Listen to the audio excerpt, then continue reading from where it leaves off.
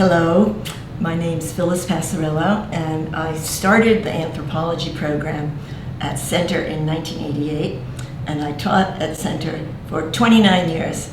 I retired in 2017.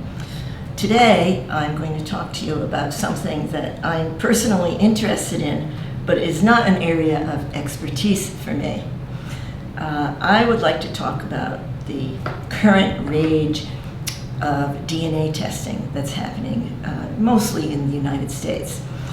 Some questions that I want to talk about are, what are the interesting dilemmas raised by commercial DNA testing? Why are anthropologists wary of commercial DNA testing? Anthropologists tend to question popular DNA testing. Why? There are many problems raised by the commercialization of the human genome, and this is something that I'll talk about. Let's see. First of all, you might wonder why I, as an anthropologist, am going to speak about this.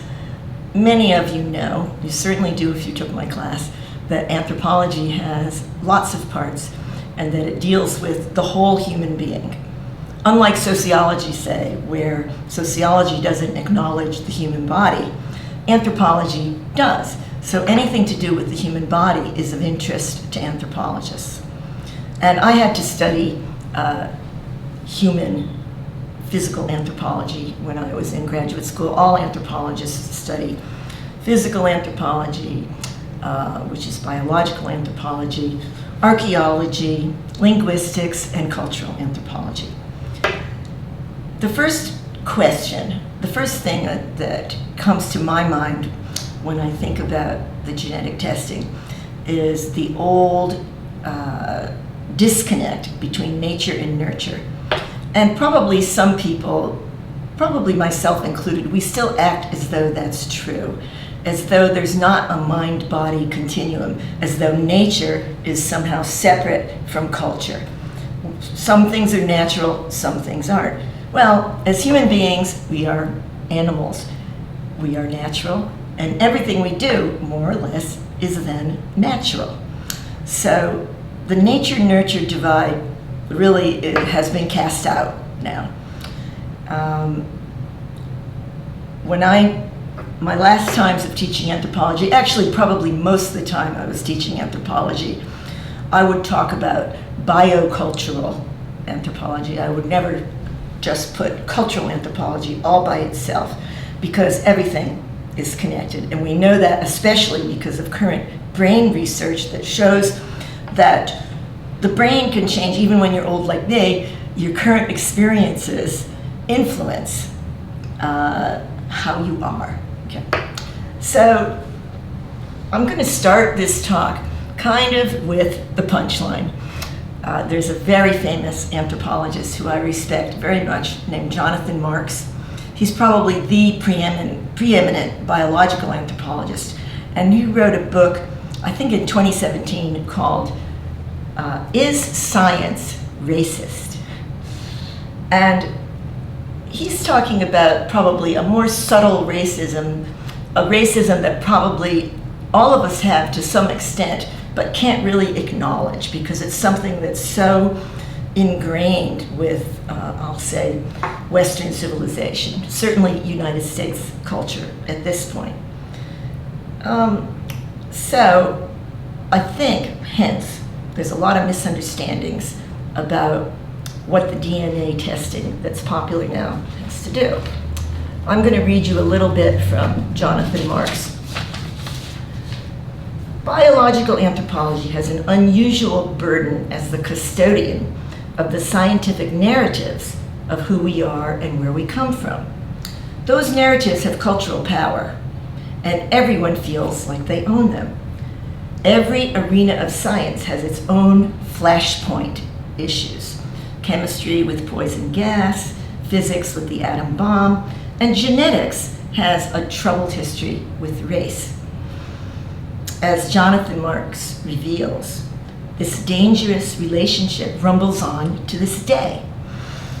there is plenty of leeway for belief in the basic natural inequality of races.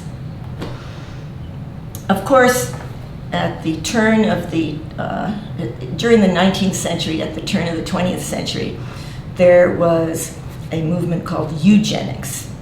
And Eugenics has been totally cast out now. Eugenics is the form of scientific racism that validated the Nazi ideology, and that validated ethnic cleansing, and that even today validates to some extent things like the sterilizing of Mexican refugees on the border that happened currently.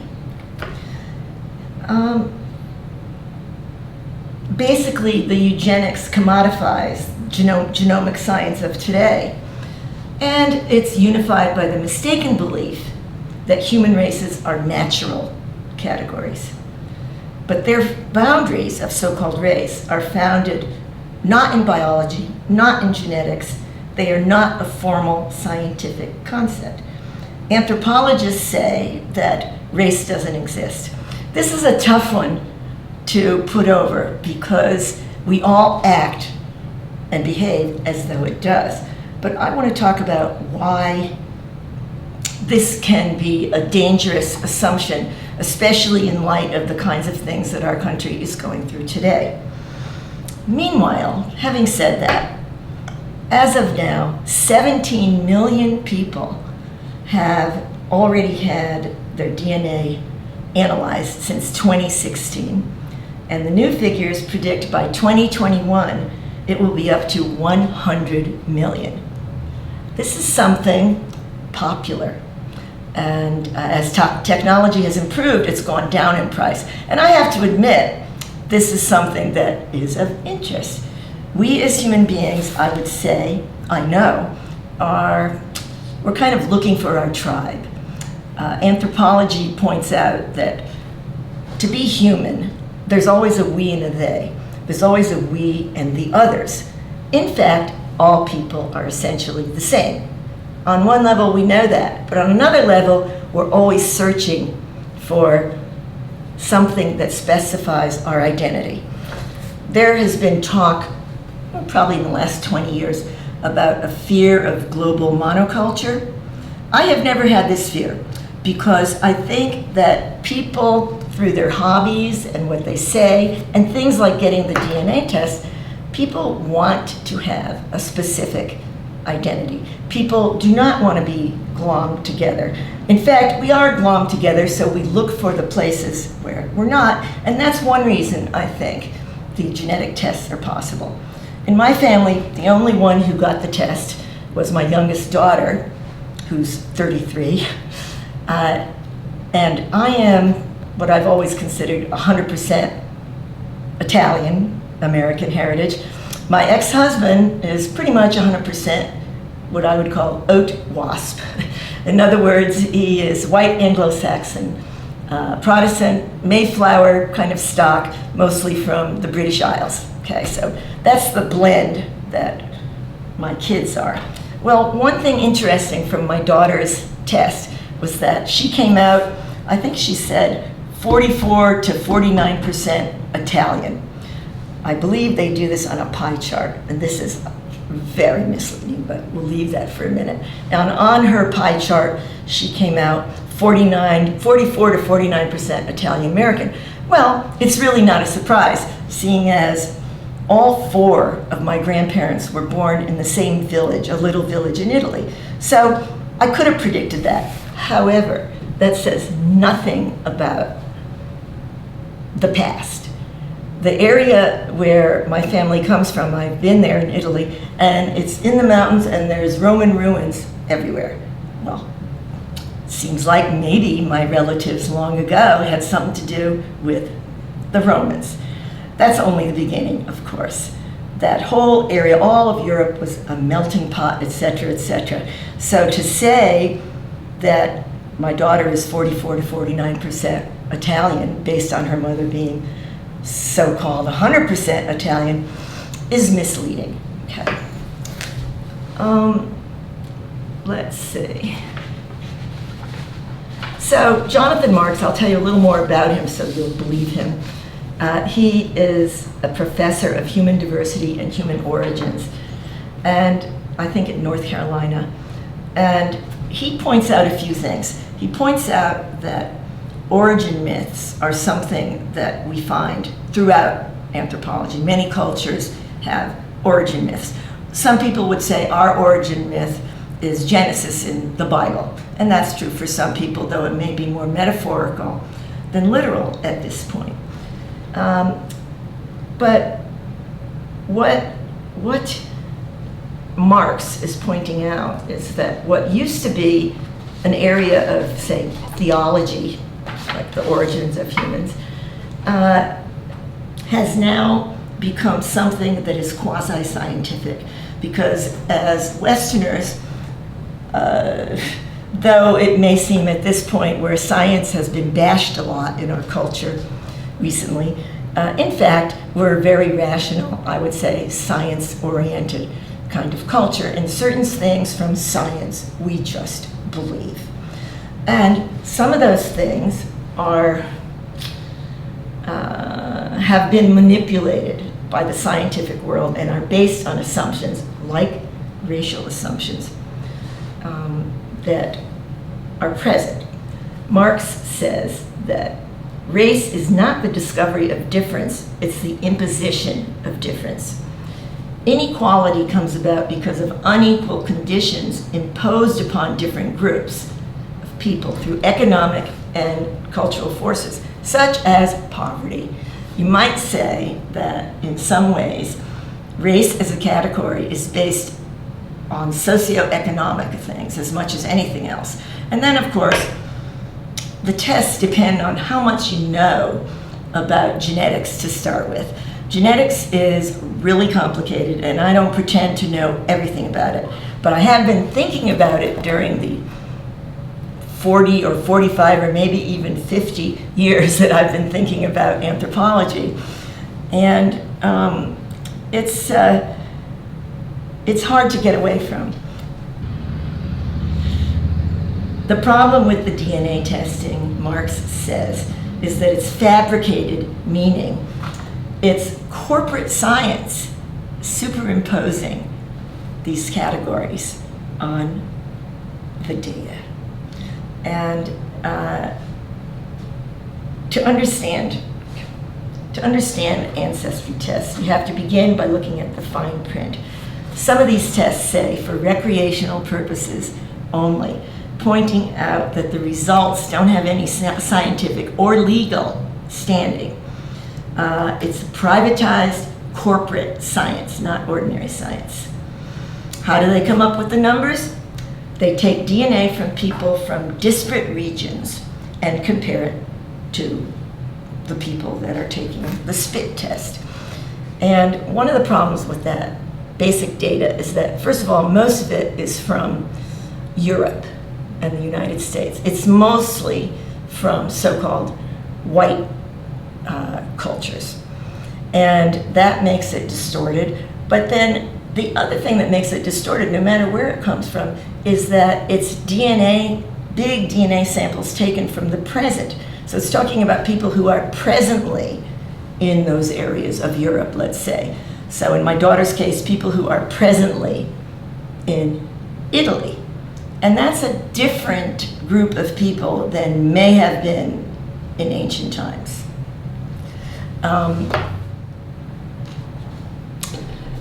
One of the comparisons that Jonathan Marks makes that helped convince me and help me see that science could be racist is when he said that if you espouse creationist ideas in science, you are branded as an ideologue, as a closed-minded pseudoscientist who's unable to adopt a modern perspective and who consequently doesn't belong in a community of scholars.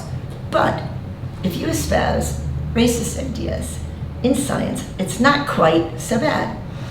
People might look a little askance at you, but as a racist, you can coexist in the scientific community, which you couldn't do if you were a creationist. Science is racist when it permits scientists who advance racist ideas to exist and to thrive institutionally. Believe it or not, we know about people in the past, even in, let's say, the 50s and 60s, who put forward ideas that were clearly racist. But there are still people now who do that. There are scientists who there's no need for me to mention them, but there are people writing in 2014 who put forth that they know the reason that some people live in tribal societies and some in advanced civilizations. They say that African Americans are allegedly more violent than whites, that the Chinese may be good at business. These kinds of generalizations, if they're based on supposed science, are racist.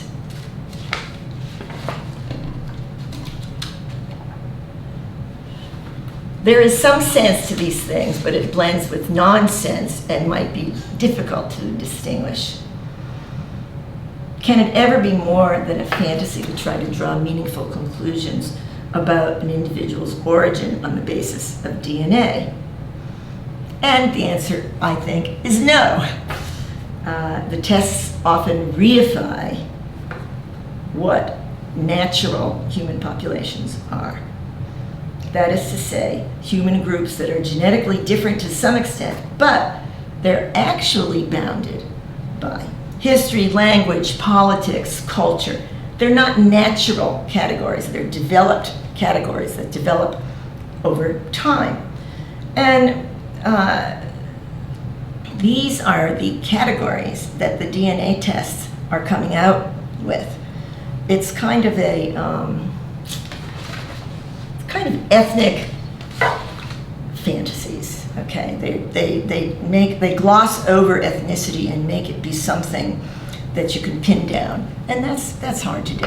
And that's not to say that, for example, Ashkenazi Jews are known to have Tay-Sachs disease more than other people. So if you have the Tay-Sachs gene in your genome, supposedly that does imply that you're from Ashkenazi Jew background. Well, okay, that's true perhaps in a lot of cases, but it's not always true.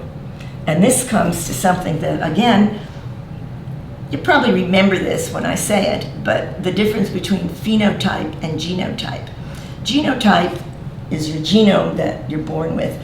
Phenotype is what expresses itself in your actual life, okay? So people can be genotypically Ashkenazi Jew and not present that way. So even though more, perhaps, people we would call Ashkenazi had Tay-Sachs disease, it appears other places too. In Africa, it appears in French-Canadian places too, for some reason, okay? In a way, it's almost genetic astrology, what they're doing with the DNA tests. They're coming out with these data, and they're manipulating it in certain ways to make it into a pie chart. That's not to say that there aren't variations between the different tests available, and I have done a lot of research that I'm not going to be able to tell you all about today, but there are differences between the different kinds of genetic testing, and it has to do with what they test. There is mitochondrial DNA, there's Y chromosome DNA, and then there's something called autosomal DNA. Mitochondrial DNA comes from your mother. The Y gene comes from your father. Autosomal supposedly somehow combines those things. But some of the tests out there, some of the commercial tests, are based on 1 or on 2, sometimes on 3. So some tests are even more meaningless than some other tests, okay? There is one thing that some of the tests are good about, and that's ancestry. And that is done through genealogy. Sometimes with some of the tests, if you apply the genome that they come up with for you, apply it to some genealogy that you happen to know about your family by looking through genealogical records, that helps put together a better picture. So that's okay. And through that, that's how people, through the DNA tests, have met brothers they didn't know about, or other relatives they didn't know about. This really happens, and I have a friend who's found a couple of brothers in the United Kingdom, and that's amazing to me. It's something that's interesting to think about. But there's some other problems too. As I mentioned already, there's a really small database that things get compared to, and it's a database that's in the present time. So one of the things that that means is that minorities are underrepresented, which means that how their genome is going to come out, there's going to be compared with less things than anybody else. One of the interesting misuses of DNA testing information that really surprised me has to do with white nationalists. White nationalists have seized onto an interesting bit of the genomic data that has come out. Of course, Neanderthals lived in Europe up until 40,000 years ago, and most people agree now that though they're Homo sapien neanderthalensis, we're Homo sapien sapien. So basically, they're kind of a subspecies enough so that they're interbred. And we have found fossils that show this interbreeding.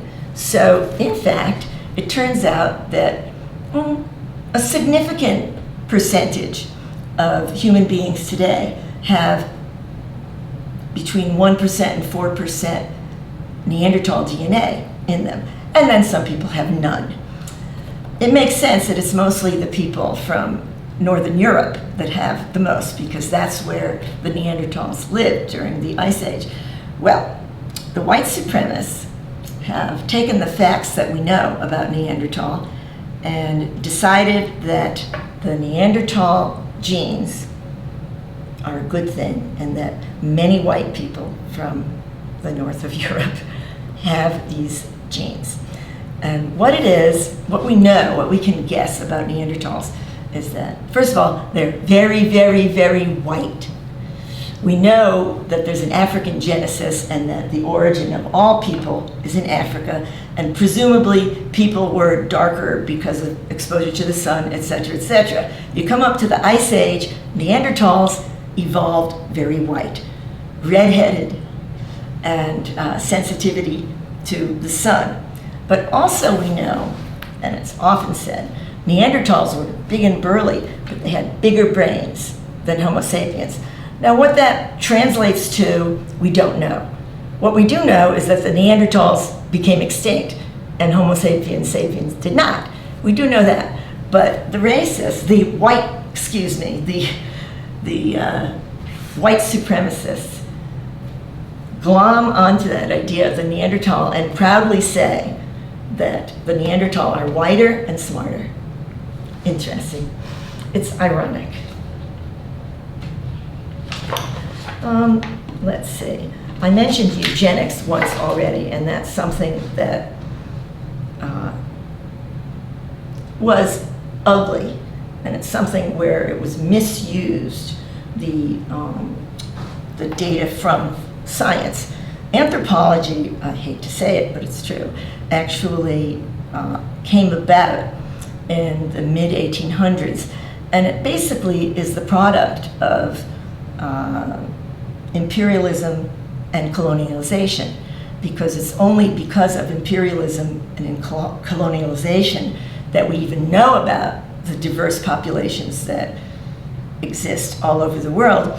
And at the time, the people who were first doing anthropology, we have to assume that they meant well, okay? But they're mostly British people in museums, armchair rich guys thinking about stuff.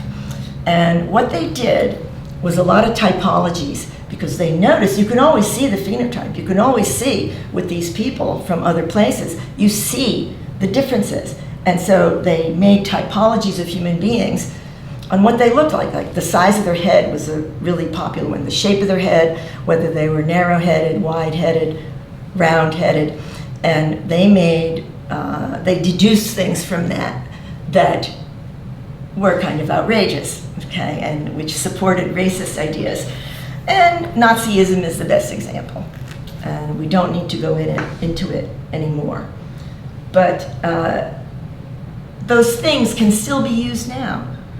I mean, the fact that white racists are using the DNA test to show how white they are, and therefore superior to other people, shows that it implies racism, even if it doesn't state it outright.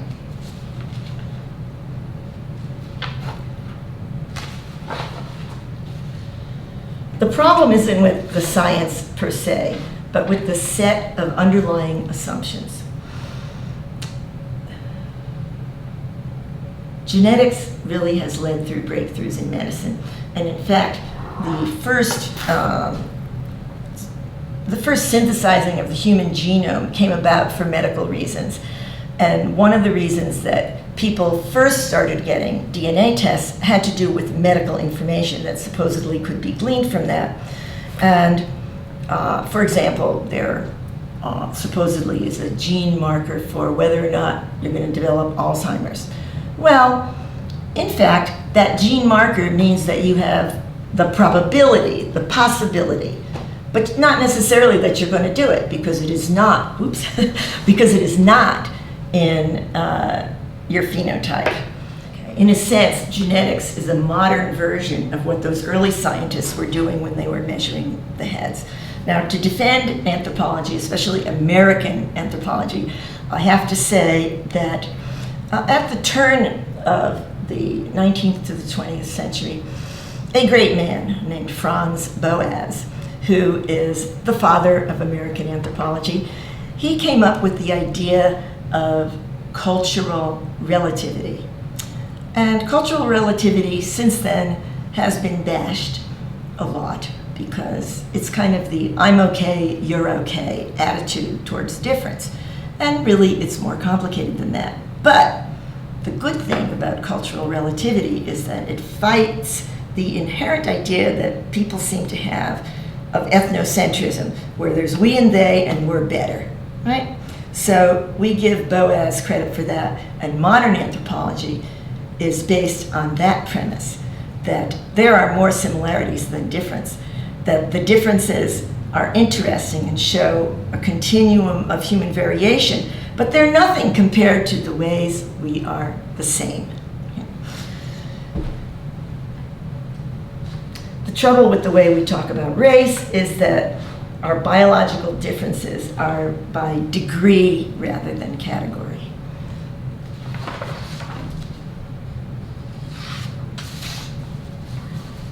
And as I've been pointing out, the data are not neutral. The data have been gathered by people. People are imperfect, and if you're categorizing a population, you're going to go to the phenotype because that's what you see. So you're going to talk about the phenotype as a category, and you lump people that way. So color of skin seemed kind of unnatural. However, as I already pointed out, socioeconomic conditions were not taken into consideration. And in fact, a disproportionate number of people who are in our country African American have been raised in and have a history of generational poverty and oppression.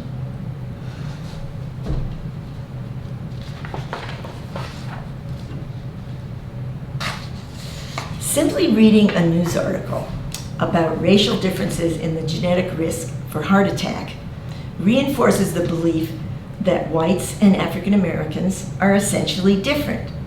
The problem is that these differences are statistical. There's no gene or set of genes that consistently codes for black, white, or any other race. It's a game of probability. But just that there's an exception throws off the categorization as distorted. DNA ancestry tests are flawed in many ways. One of the main ways is that they don't actually represent the past. The percentages they report, like a pie chart that shows 62% Scandinavian, 13% British, 5% Finnish, etc., are based on a statistical analysis of people living in those areas now, as I already pointed out. Yet this temporal disjunction is ignored.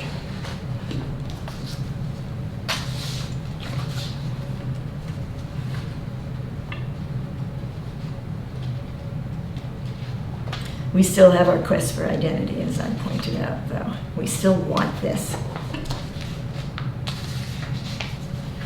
Another anthropologist who I am fond of, Nancy Shepherd-Hughes, she pointed out that what a curiosity it is that people want to know about their genetic and ancestral heritage. Most people, she points out, and I'm sure this is true, most people don't even know the middle name of their grandparents. So isn't it interesting that we want to know the gene composition of our ancestors from that point of view? And as I mentioned before, these kinds of questions used to be theological. And they're the questions of who am I, why am I here, where did I come from? And in our culture, they've shifted to science, but science is another ideology. And I would submit that hyper-rationality has as many problems as pure fantasy.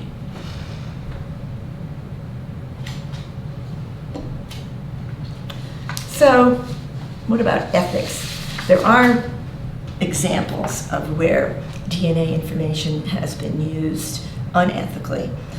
There's several examples with Native Americans. One of them are the Havasupai, who are the Indians who live on the bottom of the Grand Canyon.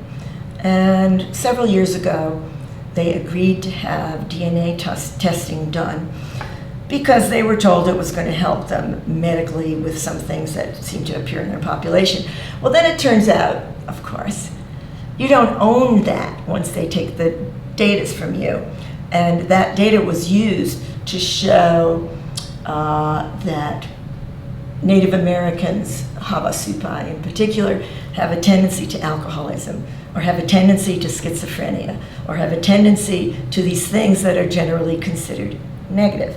And that is a misuse of that. It's statistical. Not everybody has it, et cetera, so it's definitely a misuse. Then we're coming to something that is really interesting to me because I only have found out about it in the last few years. It's something called epigenetics. And epigenetics is a mechanism, something that's true, where we have the DNA clusters connected. We all know about the chain. It turns out that there are little blips coming off. They're kind of like bone spurs, let's look at it that way. These little blips that come off, that develop off of the DNA chains. And these are formed in different ways. Some of the ways they are formed is by a person's experience. Some of them depend on the experience of your parents. There's a postulate that some of these epigenetic traits are inherited. It's really, really interesting because it shows perfectly the interconnection between the physical and the non-physical. Basically, it's all the same. And that to me made a huge, that was a huge step for me to see how genetics is not this fixed kind of thing. There's a lot to be said about epigenetics, and that is such a cursory comment that I just made that I encourage you to go look it up for yourselves about all of this stuff. Really, this is something that I've just pulled together in the last couple of weeks, and it's amazing how much information is out there and how interesting it is. There are lots of studies done about the connections between thinking about your DNA and how that might implicate your feelings about racism. And one of the tests, one of the studies, more than one, have shown that what you get out of a test depends a lot on your prior knowledge of genetics. The people who do not know very much about genetics, which I would say is probably the majority of people, they will take to heart these pie charts, etc., put out by the companies.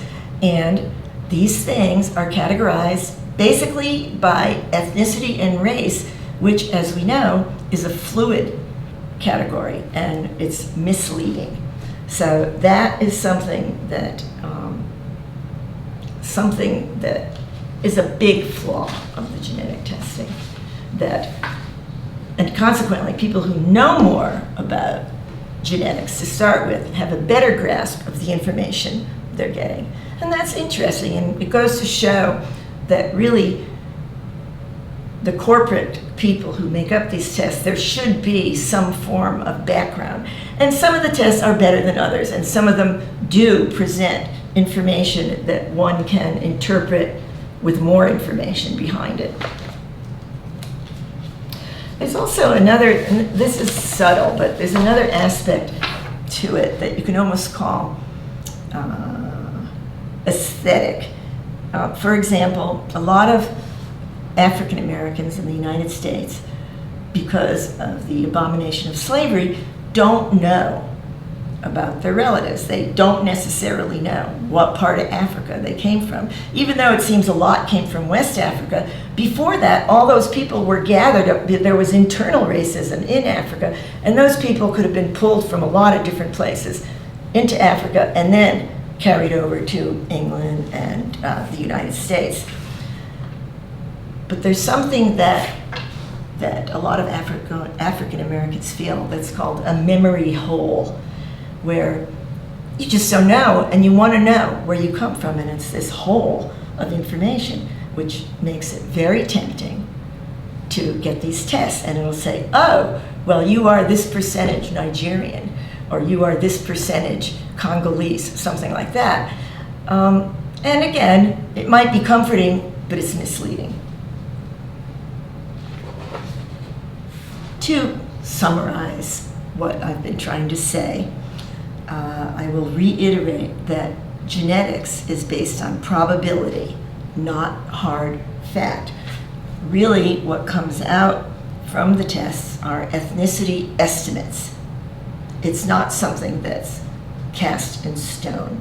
But what it is something that reinforces the idea that long ago there were valid subdivisions of people that were like tribes or clusters, something that had meaning and something that somehow is able to be traced back thousands and thousands of years. Because we're talking not quite geologic time, but we're not talking about time in any way that we can easily grasp. In anthropology, we don't use BCE and AD. We use BP, before the present, because things are on a longer time scale. Even if people don't take the commercial genetic testing seriously, they risk internalizing outdated assumptions. And this is part of the problem. Having our genes profiled in such a cavalier fashion easily can play into popular notions and prejudices that are not based on science, but based on how things are, how things have been, how people talk about things that are not necessarily based in reality. Although in this time and place we know that there are alternate realities, and this is another case of an alternate reality. But something else we can ask: is this ethnic science, or is this simply capitalism? It cannot be denied that the impetus, maybe not for the initial genome studies, but the impetus for these tests is corporate, is capitalistic. And the variation in the tests, there are tests, as I said, that are better. Some of them are run by scientists. It doesn't mean the scientists aren't capitalists, but at least they're not lawyers, okay? So there are different kinds of validity to the different tests. So if you got one of these tests, don't feel badly about it. Just take it for what it is.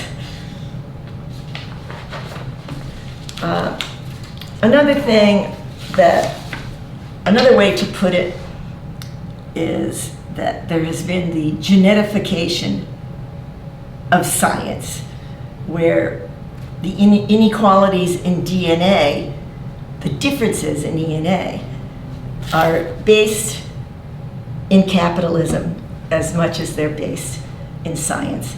And as I mentioned already, a lot of the differences that we translate into these narratives are due to sociocultural things that have nothing to do with so-called race.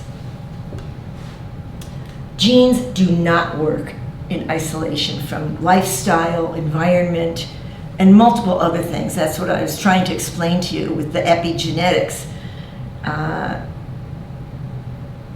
If we try to say that the racialized health disparities are connected to genetic science, that is false.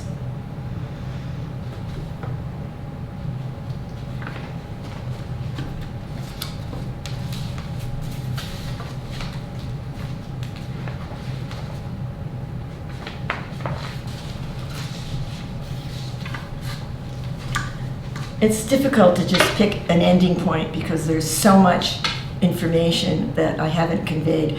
And as I said already, if you are interested in this, and it is interesting, especially if you've had this done already, it's worth checking into how the particular test you took was evaluated. Just off the top of my head, I will say that of the most common ones, 23andMe was considered one of the better ones. But having said that, look it up yourself. But to end, to conclude, I'm going to return to Jonathan Marks because he does know what he is talking about. And let's see. To summarize, the problem is that where we make a habit of seeing biologically natural units of some type instead of complex webs of variables, there's a high risk of unscientific thinking and sometimes worse. What happens is we misrepresent these items of difference. We misrepresent what the difference means.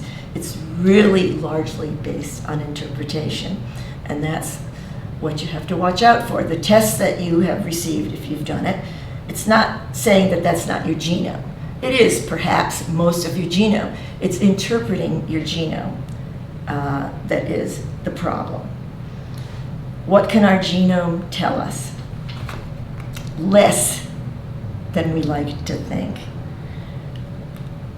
Scientists say and know that 99.9% of the human genome is exactly the same for all human beings. Just think about that. Thank you.